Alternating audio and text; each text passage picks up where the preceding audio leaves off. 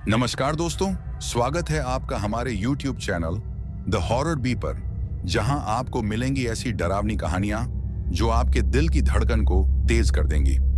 आज की कहानी एक ऑटो ड्राइवर की है जिनका नाम अमन है और वो लखनऊ के रहने वाले हैं। तो अब मैं आपको ये कहानी अमन के नजरिए से सुनाने जा रहा हूँ। लेकिन कहानी शुरू करने से पहले मैं आपसे कहना चाहता हूँ कि वैसे तो आपने बहुत सी कहानियां सुनी होंगी, लेकिन आज जो कहानी मैं आपको सुनाने वाला हूं उसे सुनकर आपको बहुत मजा आने वाला है और साथ ही डर का एहसास भी होने वाला है। और अगर आप इस चैनल पर पहली बार आए हैं तो चैनल को सब्सक्राइब जरूर करें ताकि आप हमारी इस फैमिली का हिस्सा बन सकें और आने वाली वीडियो आप तक आसानी से पहुंच जाए। तो ज्यादा समय न लेते हुए जल्दी से अपनी कहानी को शुरू करते हैं। दोस्तों, मेरा नाम अमन है। मैं देहरादून का रहने वाला हूं। मैं एक ऑटो ड्राइवर हूं जो हर दिन अपनी ऑटो में लोगों को उनकी मंजिलों तक पहुंचाता हूं। गांव से लेकर शहर तक की हर गली, हर रास्ता मेरी यादों में बसा हुआ है। यही मेरी जिंदगी है। मैं एक गरीब घर से ताल्लुक रखता हूं। इसी ऑटो की वजह से हमारे घर का गुजारा चलता है। हमारे घर में हम सिर्फ 4 लोग हैं। मैं, मेरी बीवी, मेरी छोटी सी 5 साल की बेटी और मेरी माँ। मेरे पिताजी 10 साल पहले गुजर गए थे और उनके जाने के बाद सारी जिम्मेदारी मेरे कंधों पर आ गई। मैं अपने माँ बाप का इकलौता बेटा हूँ। पिताजी के गुजर जाने के बाद मुझे अपनी पढ़ाई बीच में ही छोड़नी पड़ी, क्योंकि घर का गुजारा चलाने के लिए मुझे कुछ ना कुछ तो करना ही था। फिर काफी सोचने के बाद मुझे ऑटो चलाने का ख्याल आया और तब से मैं ऑटो चला रहा हूँ। पहले मैं एक सेठ के यहाँ ऑटो चलाता था, लेकिन वो मुझसे काम तो बहुत लेता था पर पैसे कम देता था। इस वजह से मुझे घर चलाने में काफी मुश्किल होती थी। उस सेठ ने कई बार मेरे साथ ऐसा ही किया और आखिरकार मैंने उसका ऑटो चलाना छोड़ दिया। फिर मैं घर पर आकर बैठ गया, लेकिन ज्यादा देर तक घर भी नहीं बैठ सकता था, क्योंकि किसी ना किसी तरह तो घर चलाना था। फिर बहुत सोचने के बाद मैंने अपना खुद का ऑटो लोन पर लिया और आज मेरे पास खुद का ऑटो है। नए ऑटो लेने के बाद हमारे घर का गुजारा अच्छे से होने लगा। मेरा परिवार पहले से ज्यादा खुश था, पर कर्ज उतारने के लिए मुझे दिन रात मेहनत करनी पड़ती थी। मैं दिन में तो ऑटो चलाता ही था, लेकिन रात में भी देर तक ऑटो चलाता ताकि ज्यादा से ज्यादा पैसे कमा सकूं और लोन जल्दी से जल्दी चुका सकूं। रात को सड़कों पर सन्नाटा छाया रहता था और माहौल भी काफी बार अजीब सा होता। कभी कभी डर भी लगता, लेकिन मजबूरी थी। घर का खर्चा और लोन चुकाना था, इसलिए बिना रुके मेहनत करता रहा। अब दिन के मुकाबले मैं रात को ज्यादा ऑटो चलाने लगा था, क्योंकि रात में काफी सवारियां ऐसी मिल जाती थीं जिनको थोड़ा दूर तक जाना होता था और उनसे पैसे भी अच्छे खासे मिल जाते थे। यह सिलसिला काफी रातों तक चलता रहा, लेकिन शायद मुझे इस बात का अंदाजा नहीं था कि रात को ऑटो चलाने से आगे मेरी जिंदगी में क्या होने वाला है और उस रात के बाद मेरी पूरी जिंदगी ही बदल जाएगी। ये मैंने कभी नहीं सोचा था। आखिरकार वो दिन आ ही गया जिस रात मेरे साथ वो सब कुछ हुआ। आज भी जब मैं उस रात को याद करता हूं तो मेरी रूह कांप जाती है। दरअसल ये बात कुछ साल पहले की है। हर रोज की तरह मैं उस दिन भी अपना ऑटो लेकर सवारियां ढूंढने के लिए निकल जाता हूं। वो वक्त सर्दियों का था और उस दिन मौसम भी कुछ खराब था। काफी देर इंतजार करने के बाद भी मुझे सवारियां नहीं मिल रही थीं। मेरे साथ ऐसा पहले कभी नहीं हुआ था कि लगभग पूरा दिन निकल गया हो और मुझे एक भी सवारी न मिली हो। सवारी न मिलने पर मैं उस दिन काफी दुखी हो जाता हूं और सोचने लगता हूं कि आखिर ये कौन सा मनहूस दिन आ गया है जो मुझे कोई सवारी नहीं मिल रही। लेकिन शायद मैं सही था, क्योंकि वो दिन तो मेरे लिए मनहूस था ही, लेकिन रात, वो तो उससे भी ज्यादा मनहूस होने वाली थी। पर मैं इस बात से अनजान था और काफी परेशान भी, क्योंकि दिन लगभग खत्म होने को आया था और मैंने अब तक कुछ भी नहीं कमाया था।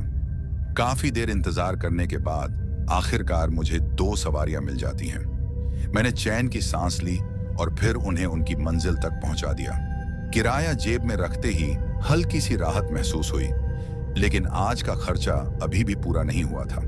पेट्रोल, घर के लिए राशन और छोटी गुड़िया की फरमाइशें, सब कुछ अभी भी अधूरा था। अब जैसे जैसे दिन ढल रहा था, मुझे सवारियां मिलनी शुरू हो गई थीं, क्योंकि दिन ढलने के बाद बहुत से लोग ऐसे होते हैं जिनको अपने ठिकाने पर पहुंचना जरूरी होता है। जैसे कुछ लोग दिन भर काम करते हैं और कभी कभी उन्हें देर हो जाती है घर के लिए, फिर उन्हें ऑटो की जरूरत पड़ती है और उस समय हम ऑटो वालों का काम अच्छे से चलता है और वो लोग भी आसानी से अपने घर पहुंच जाते हैं। अब कुछ देर बाद मुझे फिर से कुछ सवारियां मिल जाती हैं और मैं उनको भी उनकी मंजिल तक पहुंचा देता हूं। लेकिन इस बार मुझे वापस आते आते रात हो जाती है।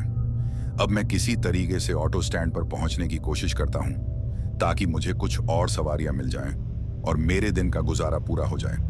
थोड़ी देर बाद मैं ऑटो स्टैंड पर पहुंच जाता हूं और अपने ऑटो को साइड में लगाकर सवारियों का इंतजार करने लगता हूं। सड़क पर गाड़ियां भी काफी कम हो गई थीं और अंधेरा भी अब पूरी तरह से फैल चुका था। काफी वक्त इंतजार करने के बाद भी मुझे कोई भी सवारी नजर नहीं आ रही थी। अब जैसे जैसे रात ज्यादा ढल रही थी, ठंड भी काफी ज्यादा बढ़ रही थी।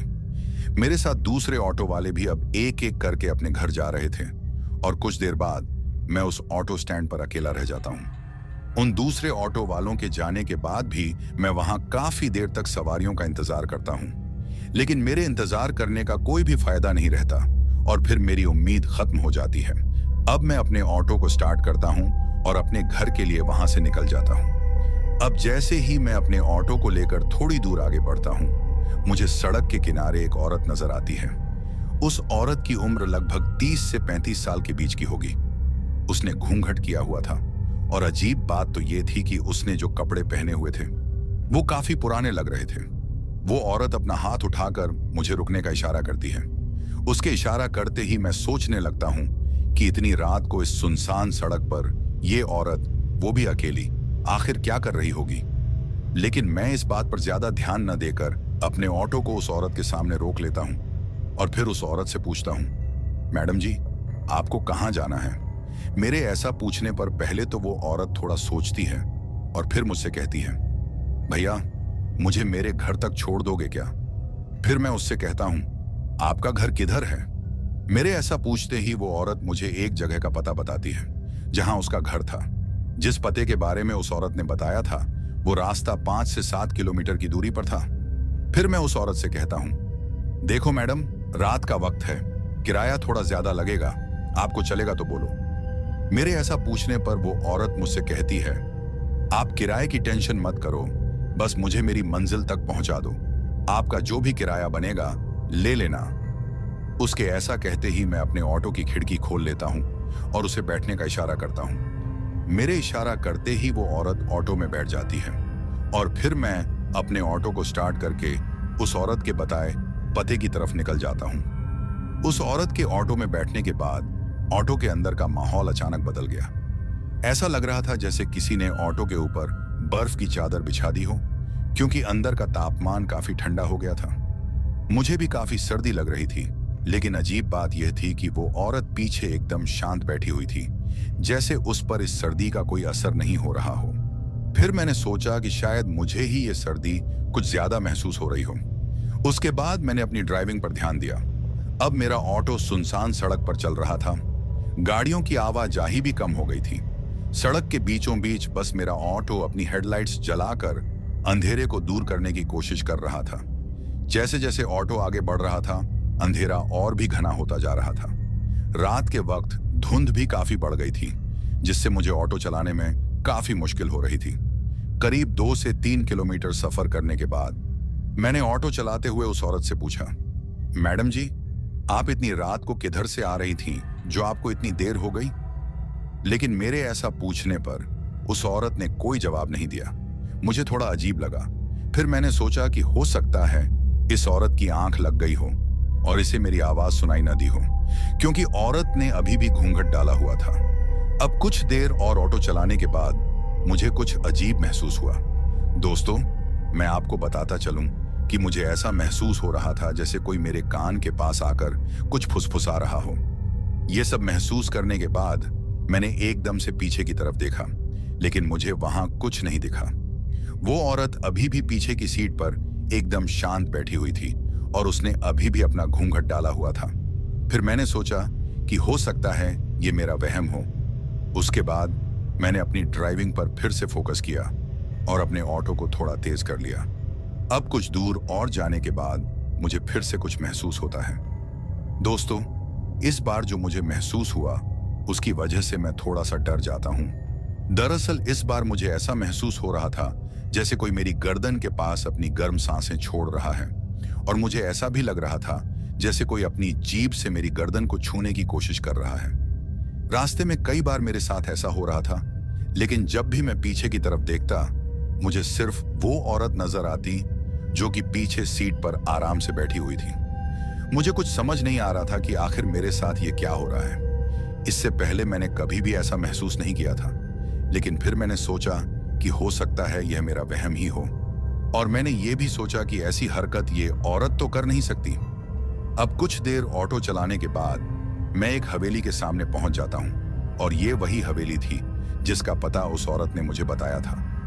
हवेली देखने में काफी पुरानी लग रही थी। उसके बाद मैंने अपना ऑटो उस हवेली के आगे रोक लिया और उस औरत से कहा, मैडम जी, आपने जहां का पता दिया था मैंने आपको वहां पहुंचा दिया है। मेरी बात सुनकर वो औरत ऑटो से उतर गई और फिर मुझसे कहने लगी, आप यहीं रुकिए, मैं अंदर से पैसे लेकर आती हूं। दरअसल मैं अपनी मां के लिए दवाई लाने गई थी। दवाई काफी महंगी थी, जिसके कारण मेरे काफी पैसे खर्च हो गए हैं, और अभी मेरे पास इतने पैसे नहीं हैं कि मैं आपको दे सकूं। आप थोड़ी देर इंतजार करो, मैं अंदर से पैसे लेकर आती हूं। उसकी बात सुनकर मुझे उस पर यकीन आ जाता है और मैं उससे कहता हूं, कोई बात नहीं मैडम जी, मैं इंतजार कर लूंगा, आप जाइए। मेरा ऐसा कहते ही वो औरत उस हवेली के अंदर चली जाती है। लेकिन अजीब बात तो ये थी कि उस हवेली को देखकर ऐसा नहीं लगता था कि यहां कोई रहता होगा। लेकिन मुझे इससे क्या मतलब, मुझे अपने पैसों से मतलब था। अब मुझे काफी देर हो जाती है इंतजार करते करते, लेकिन वो औरत अभी तक बाहर नहीं आई थी। लगभग 15 से 20 मिनट गुजर जाने के बाद भी जब वो औरत बाहर नहीं आई तो मुझे काफी ज्यादा गुस्सा आ जाता है, और मैं सोचता हूं कि बड़ी पागल औरत है, यहां मुझे इंतजार करवा रही है और अंदर पता नहीं क्या कर रही है। उसके बाद मैं उस हवेली के अंदर जाने का फैसला करता हूं और फिर मैं उस हवेली में पहुंच जाता हूं। अब जैसे ही मैं हवेली के अंदर कदम रखता हूं, एक ठंडी हवा का झोंका मेरे चेहरे से टकराता है। हवेली के अंदर एक अजीब सी ठंडक थी, जैसे ये जगह सालों से सोई पड़ी हो। अंदर का माहौल काफी वीरान लग रहा था। दीवारों पर बड़े बड़े मकड़ी के जाले लटक रहे थे। फर्श पर धूल की एक मोटी परत जम चुकी थी और हवाओं में एक पुरानी बांसी हुई बू थी जो बेचैनी बढ़ाने के लिए काफी थी। मैं धीरे धीरे आगे बढ़ता हूं, नजर इधर उधर डालकर इस जगह को समझने की कोशिश करता हूं। पुराने लकड़ी के फर्नीचर अब भी अपनी जगह पर थे, मगर उन पर पड़ी धूल और बिखरते हुए लकड़ी के टुकड़े यह बता रहे थे कि इन्हें छुए भी काफी साल हो गए हैं। वहीं एक पुराना झूला धीरे धीरे हिल रहा था, जैसे किसी ने अभी अभी उसे छोड़ा हो। यह सब देखकर मैं सोचता हूं, यह हवेली तो सालों से वीरान लग रही है, तो फिर वो औरत यहां क्यों आई थी और अब वो मुझे दिख क्यों नहीं रही? एक पल के लिए दिल में अजीब सी घबराहट होती है, लेकिन मैं अपनी हिम्मत जोड़कर उस औरत को आवाज लगाता हूं, मैडम जी, आप किधर हैं? हवेली की खामोशी में मेरी आवाज गूंजती है, लेकिन जवाब सिर्फ सन्नाटा देता है।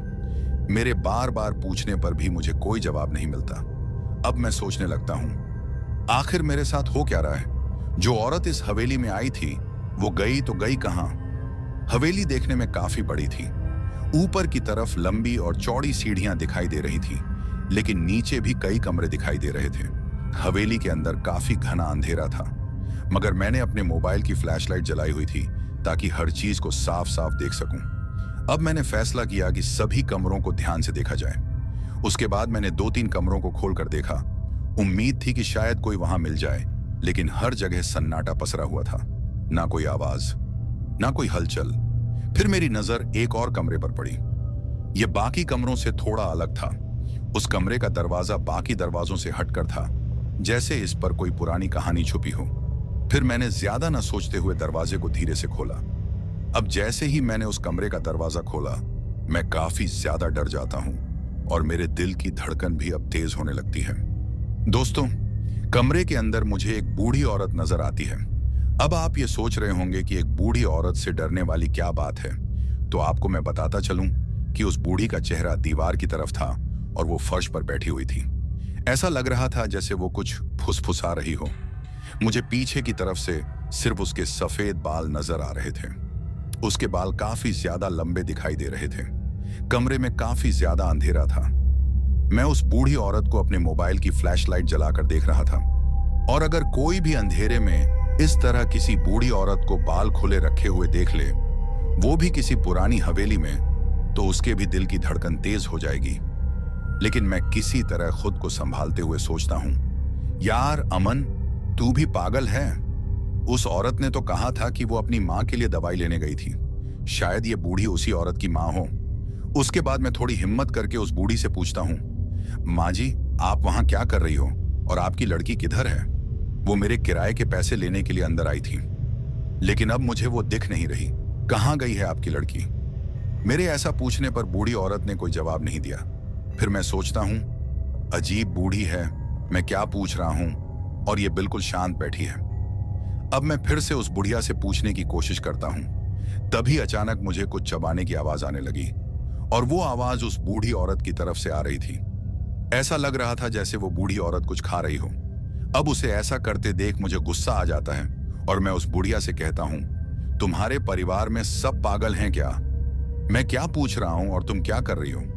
मुझे मेरा किराया दे दो, फिर चाहे तुम जो भी करो, मुझे उससे क्या?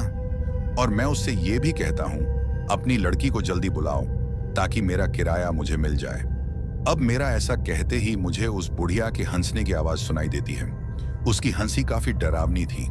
ऐसा लग रहा था जैसे दो इंसान साथ में हंस रहे हों। उस हंसी की आवाज ऐसी थी मानो एक आदमी और एक औरत साथ में हंस रहे हों। उसकी हंसी को सुनकर मैं काफी ज्यादा डर जाता हूँ। अब कुछ देर तक हंसने के बाद वो बूढ़ी औरत एकदम शांत हो जाती है और फिर अचानक से पीछे की तरफ देखती है। अब जैसे ही उसने पीछे की तरफ देखा, मेरी हालत खराब हो जाती है और मेरी टांगें डर के मारे कांपने लगती हैं। दोस्तों, वैसा नजारा मैंने अपनी जिंदगी में पहले कभी नहीं देखा था। दरअसल मैं देखता हूं कि उस बूढ़ी औरत की आंखें ही नहीं थीं। चेहरे पे काफी ज्यादा झुर्रियां दिखाई दे रही थीं। उसके लंबे लंबे दांत मुंह से बाहर की तरफ दिख रहे थे और उन दांतों पर खून लगा हुआ था। उसके होंठ भी खून से सने हुए थे। उस बूढ़ी के हाथ सड़े हुए दिख रहे थे। उसके हाथ में किसी दूसरे आदमी का कटा हुआ हाथ था, जिसे वो अपने तेज दांतों से चबा रही थी। ये सब देखकर मेरी रूह कांप जाती है।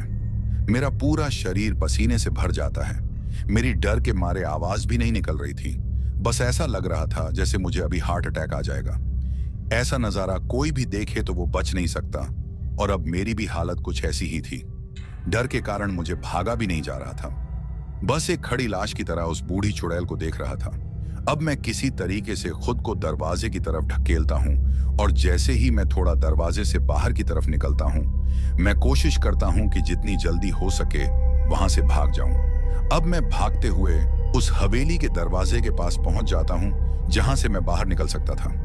लेकिन मेरे उस दरवाजे तक पहुंचने से पहले ही वो दरवाजा बंद हो गया था। मेरे काफी कोशिश करने के बाद भी वो दरवाजा खुल नहीं रहा था। अब मैं और भी ज्यादा डर जाता हूं और सोचता हूं कि अब मेरा यहां से जिंदा बच पाना लगभग नामुमकिन है। किसी समय भी वो चुड़ैल मेरे सामने आएगी और मुझे मारकर खा जाएगी। अभी मैं ये सोच ही रहा था कि तभी उस चुड़ैल की हंसी की आवाज मुझे फिर से सुनाई देती है, और उसकी आवाज सुनकर मैं काफी ज्यादा डर जाता हूं और किसी तरीके से बाहर जाने का रास्ता ढूंढता हूं, लेकिन मुझे कहीं भी कोई रास्ता नजर नहीं आ रहा था। अब थोड़ी देर बाद मुझे वो चुड़ैल उसी कमरे के बाहर दिखाई देती है जहां से मैं भागकर आया था। उसे देखकर मेरी हालत और भी ज्यादा खराब हो जाती है, लेकिन मैं किसी तरीके से हिम्मत करके वहां से भागकर एक दूसरे कमरे में छुप जाता हूं और उस कमरे के दरवाजे को अंदर से बंद कर लेता हूं। कमरे के अंदर जाते ही मुझे काफी तेज बदबू आती है। बदबू इतनी ज्यादा थी कि मेरा सांस लेना भी मुश्किल हो रहा था। ऐसा लग रहा था जैसे किसी जानवर को मारकर उस कमरे में छोड़ दिया हो, लेकिन मैं बाहर भी नहीं जा सकता था। मैं अपने हाथों से अपनी नाक को बंद करने की कोशिश करता हूं ताकि मैं कुछ देर उस गंदी बदबू से बच सकूं। अब मैं उस कमरे में पीछे की तरफ छुपने की कोशिश करता हूं। तभी मैं किसी चीज से टकराकर फर्श पर गिर जाता हूं। मैं फिर से अपने मोबाइल की फ्लैशलाइट जलाता हूं, और फ्लैशलाइट जलाने के बाद जो मैं देखता हूं उसे देखकर मेरी आंखें फटी की फटी रह जाती हैं। दोस्तों, मैं देखता हूं कि फर्श पर काफी ज्यादा इंसानी कंकाल मुझे नजर आते हैं, और कुछ कंकालों के साथ मांस लगा हुआ दिखाई दे रहा था, जिसकी वजह से उस पूरे कमरे में बदबू फैली हुई थी।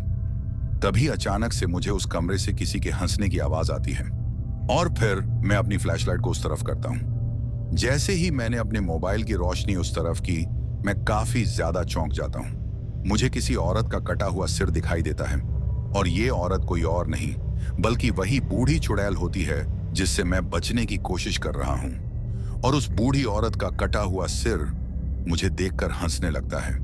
यह सब देखकर मैं काफी ज्यादा डर जाता हूं और किसी तरीके से दरवाजे को खोलकर बाहर भागने की कोशिश करता हूं। इसके बाद मैं उस कमरे से बाहर आ जाता हूं। कमरे से बाहर आने के बाद मैं फिर से बाहर जाने के लिए उस हवेली के मेन दरवाजे को खोलने की कोशिश करता हूं, लेकिन वो इस बार भी नहीं खुलता। अब मुझे फिर से उस चुड़ैल की हंसी की आवाज सुनाई देती है, लेकिन इस बार मैं हवेली की सीढ़ियों से ऊपर चढ़ जाता हूं और एक खिड़की के पास बैठ जाता हूं। अब कुछ देर वहां बैठने के बाद मुझे किसी के चलने की आवाज सुनाई देती है। ऐसा लग रहा था जैसे कोई सीढ़ियों से ऊपर की तरफ आ रहा हो और मुझे इस बात का पता था कि ये वही चुड़ैल है। अब मैं डर के मारे बैठकर कांप रहा था। मुझे कुछ भी समझ नहीं आ रहा था कि आखिर मैं अपनी जान को बचाऊं भी तो कैसे। मैं सिर्फ भगवान को याद कर रहा था कि काश मैं आज बच जाता, लेकिन मुझे बचने की उम्मीद कम नजर आ रही थी। अब जैसे जैसे वो चुड़ैल ऊपर की तरफ बढ़ रही थी, मेरी हालत और भी खराब हो रही थी। अब मैं थोड़ी हिम्मत करके खुद से कहता हूं, अगर मरना ही मेरी किस्मत में लिखा है तो क्यों ना मैं इस खिड़की से कूद जाऊं, क्योंकि अगर मैं इस चुड़ैल के हाथ लग गया तो ये मुझे जिंदा खा जाएगी और वैसी गंदी मौत से अच्छा है कि मैं खुद ही यहां से कूद जाऊं। उसके बाद मैं अपनी छोटी बच्ची को याद करता हूं जो शायद मेरे घर आने का इंतजार कर रही होगी, लेकिन शायद मैं अब कभी भी घर वापस नहीं जा पाऊंगा। फिर मैं उस हवेली की खिड़की से नीचे कूद जाता हूं। कूदने के बाद मैं काफी तेजी से जमीन पर गिर जाता हूं। गिरने के बाद मेरी बाजू में काफी ज्यादा चोट लग जाती है और मेरी एक टांग टूट जाती है। कुछ चोट मेरे सर पर भी आ जाती है, लेकिन टांग का पहले जमीन पर पड़ने की वजह से टांग तो टूट जाती है, मगर सर पर उतनी ज्यादा चोट नहीं लगती। अब एक टांग टूटने की वजह से मैं काफी ज्यादा दर्द से तड़प रहा था। मैंने खुद को किसी तरह घसीटकर एक तरफ किया। उसके बाद मैं बेहोश हो जाता हूँ। काफी देर तक बेहोश रहने के बाद जब मुझे होश आता है तब तक सुबह हो गई थी। अच्छी बात यह थी कि मैं अभी भी जिंदा था। उसके बाद मैं अपने पीछे की तरफ देखता हूँ तो मुझे एक छोटा सा मंदिर नजर आता है। यह मंदिर उसी हवेली के पीछे की तरफ था जिस तरफ मैंने खिड़की से कूदा था। शायद उस मंदिर की सीमा के अंदर गिरने की वजह से वो चुड़ैल मुझे बेहोशी की हालत में भी कोई नुकसान नहीं पहुंचा पाई। उसके बाद मैं अपने आप को घसीटता हुआ उस हवेली के सामने की तरफ आ जाता हूं जहां पर मेरा ऑटो खड़ा था। मेरी ऐसी हालत देखकर कुछ लोग मेरे पास आ जाते हैं और फिर मुझे अस्पताल ले जाते हैं। आज अगर मैं जिंदा हूं तो शायद उसी मंदिर की वजह से हूं, क्योंकि हो सकता है अगर वो मंदिर उस जगह ना होता तो शायद आज मैं जिंदा भी ना होता। उसके बाद मैंने कभी भी अपने ऑटो को रात के वक्त ज्यादा नहीं चलाया। तो दोस्तों, कैसी लगी हमारी ये कहानी? अगर आपको ऐसी और भी कहानियां सुननी हैं तो हमारे चैनल को सब्सक्राइब करना बिल्कुल मत भूलिएगा। अब चलते हैं उन दोस्तों की ओर जिन्होंने हमारी पिछली कहानी पर कमेंट करके हमें अपना प्यार और समर्थन दिया। तो चलिए सबसे पहले उनका नाम लेते हैं। पहले हैं मनोज गुप्ता झारखंड से, गुलाम हैं बलरामपुर उत्तर प्रदेश से, अरूज हैं लाहौर पाकिस्तान से, भिवानी हैं हरियाणा से, सुखजीत सिंह और गुरमन सिंह हैं फिरोजपुर पंजाब से, खरसन अली हैं नलबाड़ी असम से, पप्पू अंसारी हैं बलिया से, कार्योम दिनी हैं अरुणाचल प्रदेश से, प्रदीप हैं वडोदरा से, सबलू प्रजापति हैं आजमगढ़ उत्तर प्रदेश से, बिन्नू कुमार हैं गाजियाबाद से, जिगर हैं अहमदाबाद से, विशाल और शालू हैं उत्तराखंड से, समीर खान हैं वडोदरा गुजरात से, रविंद्र हैं आगरा उत्तर प्रदेश से, अस्कर अली हैं भीनमाल राजस्थान से, विष्णु पासवान हैं अयोध्या उत्तर प्रदेश से, राहुल सिंह हैं मोतिहारी बिहार से, रबी आलम खान हैं बेंगलुरु कर्नाटक से, आसिफ हैं कराची पाकिस्तान से, कृष्णा चौहान हैं पंजाब से, जसवीर मनहास हैं डोडा जम्मू कश्मीर से, विंकल मनहास हैं कास्तीगढ़ जम्मू कश्मीर से, सूर्या कांबले हैं महाराष्ट्र से, अरशद हैं कश्मीर से, प्रताप मंडल हैं भारत से, गौरव राजपूत हैं पंजाब से, मिंटू धालीवाल हैं राजकोट पंजाब से, सोनू खान हैं नेपाल से, योगेश हैं अहमदनगर महाराष्ट्र से, राजू हैं उड़ीसा से और सबसे आखिर में दिनेश बिष्ट हैं। उत्तराखंड हल्द्वानी से। तो दोस्तों, ये थे उन लोगों के नाम जिन्होंने हमारी पिछली स्टोरी पर कमेंट करके हमें बताया कि वो कहां से हमारी कहानियां सुनते हैं और उन्हें हमारी कहानी कैसी लगी। इसके साथ ही अगर किसी का नाम छूट गया हो तो वो कमेंट करके बताना, आने वाली वीडियो में उनका नाम लिया जाएगा। दोस्तों, हमारी पिछली कहानी पर आप सबने इतना प्यार दिया जिसके कारण हमने 2000 सब्सक्राइबर्स की संख्या को पार कर लिया है। इस प्यार के लिए मैं आप सभी का तहे दिल से शुक्रगुजार हूं और मैं बस इतना कहना चाहता हूं कि ऐसे ही अपना प्यार बनाए रखिए। इसके साथ ही अब मैं आप सबसे अलविदा कहना चाहता हूं। अपना ख्याल रखें। बाय दोस्तों।